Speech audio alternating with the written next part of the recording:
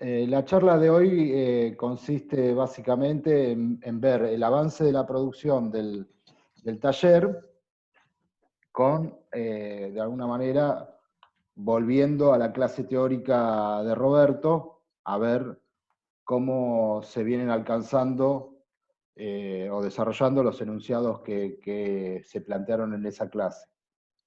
Eh, Básicamente, estamos en esa etapa de ideas donde nos importa pensar la cuestión de la vivienda colectiva asociado al problema urbano, ¿no? Digamos, cómo es la inserción de un programa arquitectónico ahora en términos de las condiciones urbanas y cómo es el desagregado de ese programa arquitectónico en términos de densidades, volumetrías, las alturas, los distintos espacios que se generan en los vacíos, ya sean de carácter público, semipúblico o privado.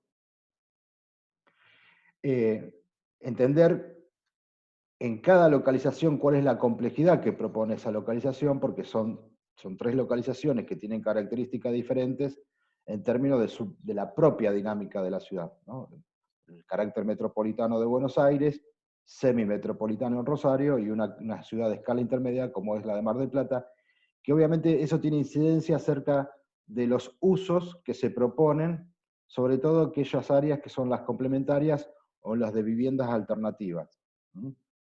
Entonces es importante entender, digamos, la cultura, digamos, que desarrolla la dinámica de cada ciudad.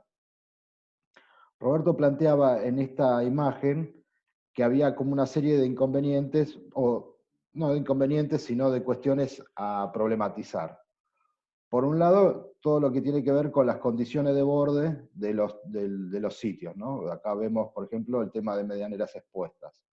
O torres ubicadas en áreas ya de consolidada ciudad, o torres ubicadas, por ejemplo, en áreas de borde.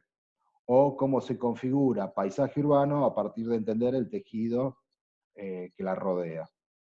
Entonces ahí él hablaba de la densidad, cómo se resuelve ese problema de la densidad a través de una elección de ciertos tipos arquitectónicos, ya sean que eran los básicos, que eran tira y torre y sus combinaciones, y obviamente las transformaciones que tienen que salen a partir de lo programático y que lleva a la hibridación. Después él hablaba de la cuestión de la manzana, ¿no? De la ciudad tradicional, ¿no? O la ciudad, la manzana barcelonesa, la berlinesa, que ahí podemos ubicar al terreno de Mar del Plata, en ese sentido, una manzana que llega de manera irregular al borde de la ciudad, que es el mar, o de situaciones que se presentan más en los bordes, como en el caso de Rosario.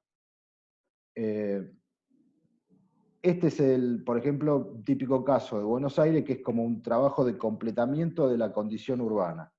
Entonces, el dato de las volumetrías, de lo existente y lo abigarrado de esas volumetrías, el uso de las densidades y los tipos que utilicemos, finalmente van a estar arrojando la idea arquitectónica. Él mostraba, por ejemplo, esta serie de edificios bloques, pero ya reinterpretado en términos contemporáneos, un edificio bloque suelto en el parque, que uno lo podría asimilar, digamos, como bloque suelto a Marsella, pero que tiene condiciones en relación a la vivienda de absoluta contemporaneidad, con grandes agujeros para espacios públicos, espacios intermedios, y las distintas formas de los tipos de las unidades que definen también el tipo arquitectónico. O estos bloques que se van juntando, se van enlazando para configurar ahora una matriz, ¿no? O el trabajo casi como de manzana, ahora reinterpretando la idea de claustro y la manzana en el caso de Vic, a partir de la hibridación entre el claustro y la torre. O esto que hablaba acerca de este edificio que es el Arboretum en Francia, donde lo que se busca es un completamiento urbano, aquí ven todas las alturas del sitio existente, y cómo se adapta el edificio a la escala barrial, ¿no? O sea, aparece un zócalo, un edificio que toca una medianera, otro que se libera, etc. O estos de tipo más experimentales, que lo que hablan es de la hibridez entre las torretas, tiras, o sea, edificios de circulación vertical y horizontal, con la definición de nuevos tipos de células. Este está por el mismo lado, digamos, una reinterpretación de la manzana, esa manzana que se transforma en claustro, ese claustro se para y transforma el edificio mirador a partir de la hibridación de diferentes partes o subsistemas que son distintos tipos de vivienda que se van imbricando, ¿no? Y que tiene un papel central el sistema circulatorio.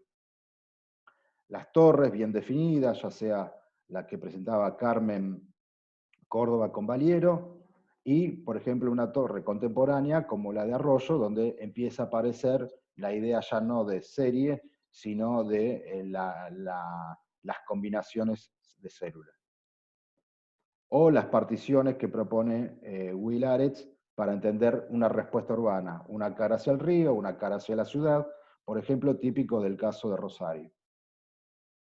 O, por ejemplo, esto que tiene que ver con enchape y torre, como en el caso de Chenoute, en la calle Chenoute, de Baudisone. Y finalmente este era el abstract que nos proponía Roberto acerca del problema de la ciudad primero, la ciudad moderna, la ciudad tradicional, la ciudad que hablábamos de Port-Saint-Parc, ¿no? La ciudad contemporánea que habla de la hibridación de la manzana, y diferentes tipos que se insertan en ese sistema de trama y tejido. Ahora vamos a ver algunos trabajos. Algunos ya han sido actualizados en el día de hoy. Yo algunos los actualicé, otros no.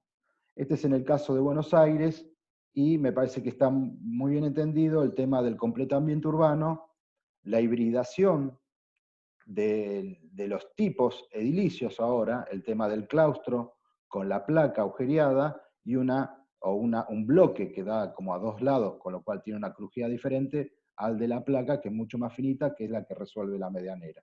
Entonces aparece un zócalo, aparece un edificio de idea puerta para ver la continuidad con el respecto a los otros edificios existentes, por ejemplo en este sector de aquí se ve perfectamente, o cómo llega a la medianera sin necesidad de emplacarse, solamente tocando en una parte para permitir una mejor iluminación y ventilación de estos bloques de aquí atrás. Este es un caso también que de la semana pasada, esta semana ha crecido muchísimo, que el proyecto empieza a estar aquí arriba, la interpretación de los diferentes referentes que han ido estudiando y cómo esos se nutren de esas referencias o esos antecedentes arquitectónicos para desarrollar su proyecto. Entonces se establecen un edificio, que esta era la primera idea, 2 barras, esas 2 barras ahora empiezan a tener, si bien estas dos eran iguales, una tenía una relación con la medianera que exigía una cosa diferente con respecto a la otra. Entonces, esta tiene agujero, esta no, empieza ahora a tener como un edificio techo para generar como un microclima aquí adentro, pero también dando una respuesta al paisaje a partir de este agujero, por ejemplo. Entonces aquí se ve perfectamente, digamos, cómo la forma edilicia, el tipo arquitectónico, empieza a ser mucho más complejo para acomodarse a las condiciones de lo urbano. Estos se inscriben, digamos, dentro de la referencia que veníamos hablando, por ejemplo, de los edificios de MBRDB, ¿no? Este otro, por ejemplo, es como arranca de la idea de un claustro, aquí abajo, ese claustro se extruye hacia arriba, pero al tener tanta altura genera un patio que empieza a ser oscuro, con lo cual se empieza a terrazar hacia la esquina, para darle mejores condiciones a ese patio central. Se toma a la Avenida Libertador y llega en un gradiente escalar para tomar la altura de los trenes. El próximo paso seguramente será empezar a ver cómo se resuelven las cuestiones de los sistemas circulatorios y las posibilidades que tienen de iluminar y ventilar las distintas unidades de habitación. Se inscribe, obviamente, dentro de esta idea que planteaba Vic, ¿no? Estas siguientes son como de placa y torre. Este es el trabajo de Sarti y Antonelli, donde, bueno, aparece una torre que llega plenamente al suelo y que se conecta a una placa a partir de un sistema circulatorio o sistema de espacios exteriores que empiezan de alguna manera a definir la torre y a relacionarse con las condiciones del lugar. En el día de hoy lo que han subido es, digamos, una evolución de ese trabajo. Ya empiezan a aparecer sistemas circulatorios, los de incidencia vertical como en la torre, o de incidencia horizontal como en la tira, y empiezan a tener ahora más rigor las organizaciones ya de los edificios. Con lo cual me parece que es importante que este paso es el paso que hay que empezar a dar. En el caso de Tadeo, Lucero y Escochimarro, plantean una idea similar, pero con proporciones diferentes, para obtener una respuesta diferente en lo escalar o en las relaciones entre partes, pero básicamente es un bloque que se suelta con respecto a una placa que toma la medianera. Todos estos trabajos, de alguna manera, lo que van haciendo es entendiendo el sitio y el programa para resolver la idea arquitectónica.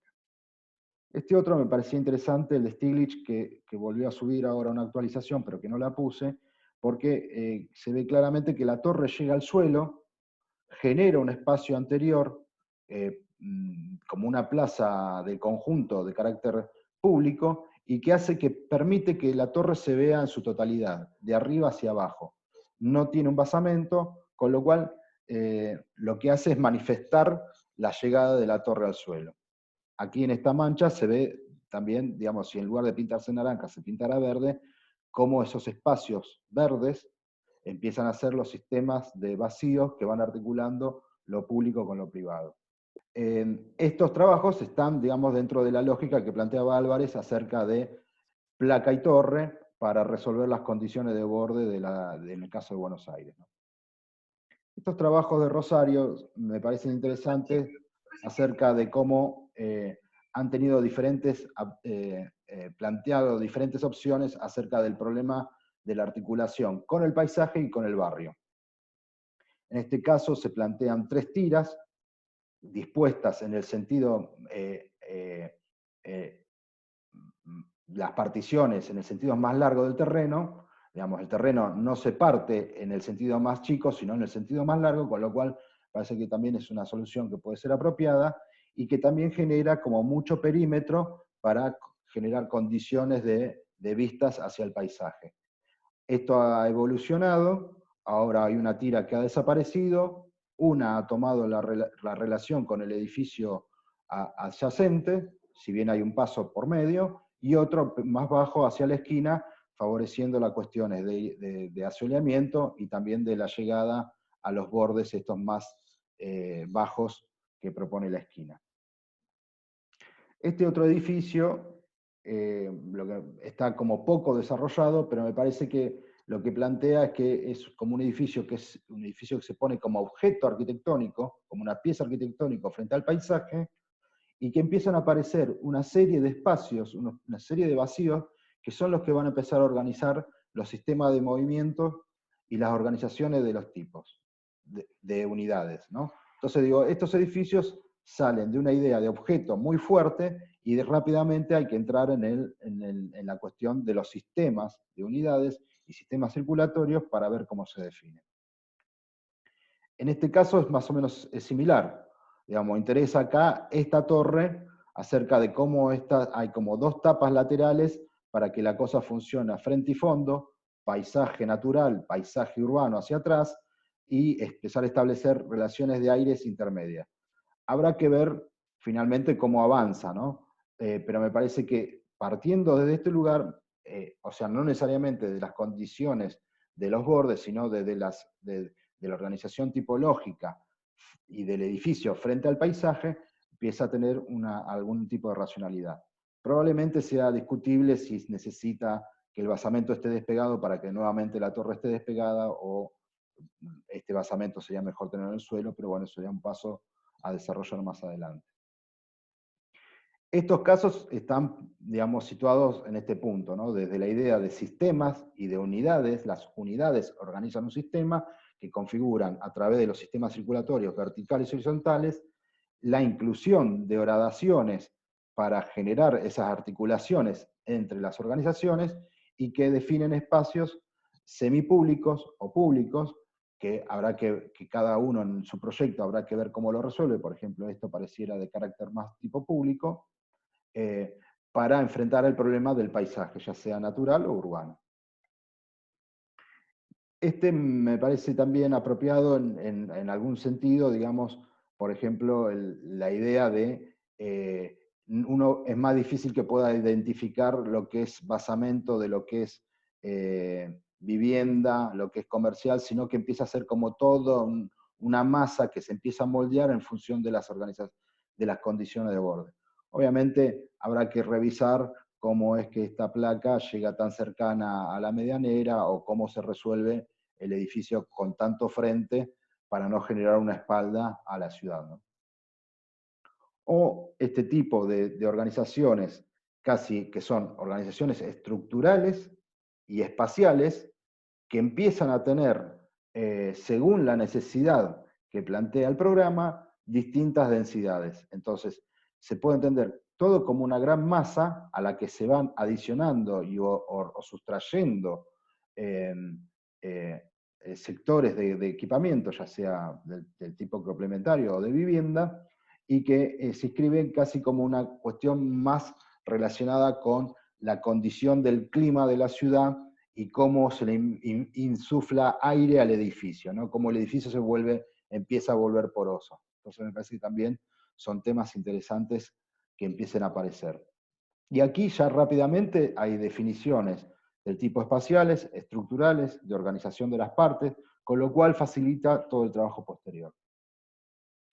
Este otro trabajo de aquí, acá hay como dos propuestas, la de la izquierda y la derecha, y me parece muy piola el uso muy interesante el uso del fotomontaje para ver cómo es el edificio en la escala, y si bien es un edificio que es bastante disruptivo en la tradición arquitectónica o paisajística urbana del paisaje cultural de Mar del Plata, me parece que se adecua bastante, ya sea las dos propuestas, a las condiciones del sitio, siendo innovador en un montón de aspectos en cuanto, por ejemplo, las relaciones que establecen estos vacíos, las uniones entre los distintos bloques y de alguna manera también la sistematización de esos bloques, ¿no? Porque definen medidas que rápidamente pueden ser susceptibles, aquí abajo se ven, de ser sistematizados. Empiezan a aparecer ubicación de posibles núcleos, etc.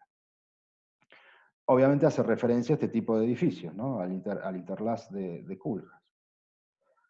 Este otro edificio que también ya está actualizado, hay un avance sobre este edificio, me parece muy importante acerca de las calidades espaciales y programáticas que están proponiendo. Entonces, la complejidad morfológica que tiene el edificio obedece a la comprensión del sitio, la resolución de los bordes, el entendimiento acerca del paisaje natural y el paisaje urbano, los sistemas de accesos, los sistemas públicos, semipúblicos y las hibridaciones que empiezan a aparecer en términos formales dentro del edificio para ver cómo resuelven los distintos programas, ya sean las viviendas del tipo permanente, las viviendas del tipo transitoria o temporaria, como la que se proponen para la gente, para el alquiler en vacaciones, o las viviendas que tienen una relación con el cero a través de la que es vivienda taller.